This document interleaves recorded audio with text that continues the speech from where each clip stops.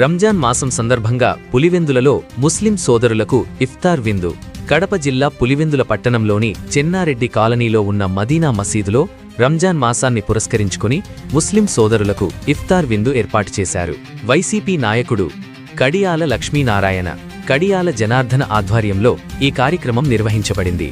రంజాన్ మాసంలో ఉపవాస దీక్షలు నిర్వహిస్తున్న ముస్లింలకు సాయంత్రం ఉపవాస విరమణ సందర్భంగా ప్రత్యేకంగా ఇఫ్తార్ విందు ఏర్పాటు చేశారు. ఈ కార్యక్రమంలో కౌన్సిలర్ ఖాదర్ భాషా, జాఫర్, ప్రదీప్, షబ్బీర్, ముబారక్ తదితరులు పాల్గొన్నారు.